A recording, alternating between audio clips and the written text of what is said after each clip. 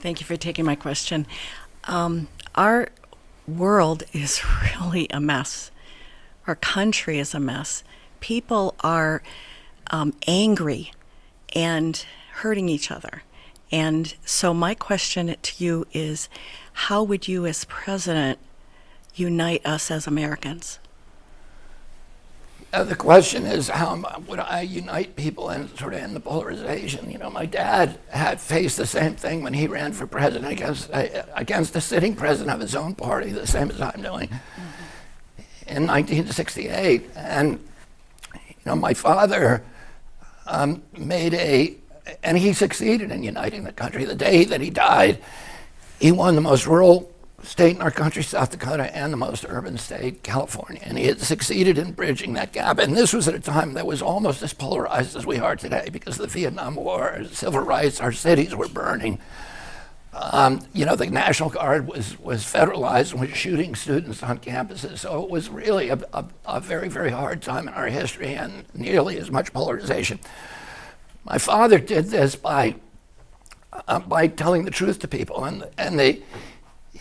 He was running at a time when he decided to run, he was running for moral reason.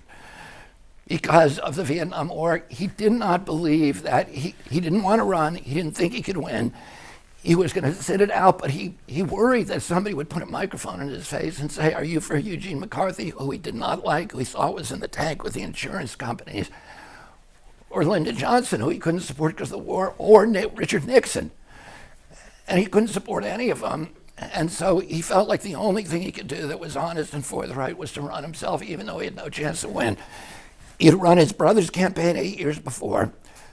But then they had the unions on their side. They had the big city mayors. They had the liberal newspapers like the New York Times. All of those were against my father. The only unions he had was the UAW and the Cesar Chavez United Farm Workers. And all the people who had been with him when he ran the first time and had gone into the New Frontier were now working for Johnson. So he was really alone when he decided to run. And it freed him to tell the truth to people. So when he went to Creighton University in Indiana and the students say, are you going to preserve our draft deferments? McCarthy said, yeah. He said, no, I'm not, because 45% of the paratroopers in Vietnam are black. And it's unfair. I can get my kids into college and get the deferment. And it's unfair and wrong in our country that our wars are being fought by black kids who can't get to buy that deferment. And he was booed. And he said, how does that sit with your Catholic values? And he engaged him in that discussion. In the end, he was given a standing ovation. When he went to the Indiana Medical School, the students asked him, who's going to pay for your health care? And he said, you are. And they booed him. By the end of that conversation, they were applauding him. When he went to Watts, which was on fire, he talked to them about the importance of abiding by the law, which was not a popular thing, in those communities. When he went to the University of Alabama, which he had forcibly integrated 5 years before by federalizing the National Guard, sending 18,000 troops down there, he talked about civil rights. He was given a standing ovation. When I was with him when he died in Los Angeles, and we brought him back to New York to wake him at St. Patrick's Cathedral, and then we took him on this ride from Penn Station in Manhattan to Union Station in Washington, D.C. It was supposed to be a 2.5-hour ride. It was 7.5 hours because there were 2.5 million people on that train track, and they were the entire cross-section of the American experience. When we went through the urban train stations that crawled through at 2 miles an hour, through Newark, Trenton, Wilmington, Baltimore, there were black faces, tens of thousands of them, singing the Battle Hymn of the Republic. In the countryside, there were whites, there were Catholics, there were rabbis, there were priests. I remember 7 nuns standing in the back of a pickup truck right outside of Wilmington, waving their rosaries at us when I passed, little leaguers standing at attention, Boy Scouts, and it was the cross-section of the American experience.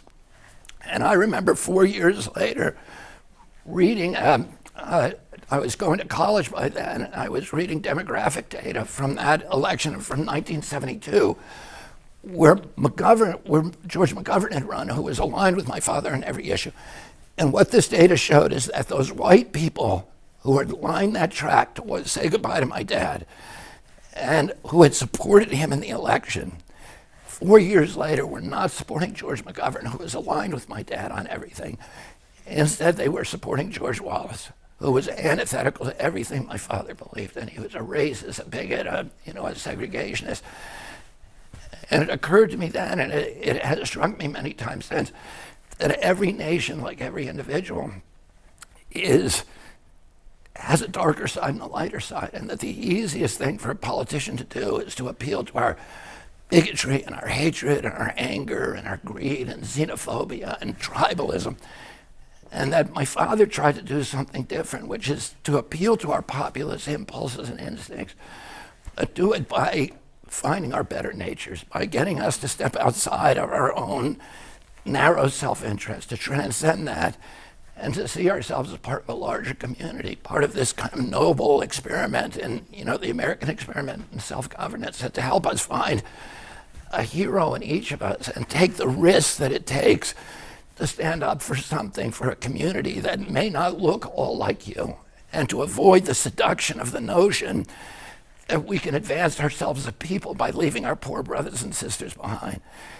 And he was able to do that, and he did it successfully. And every populist movement can be hijacked by demagogues who are appealing to our darker angels.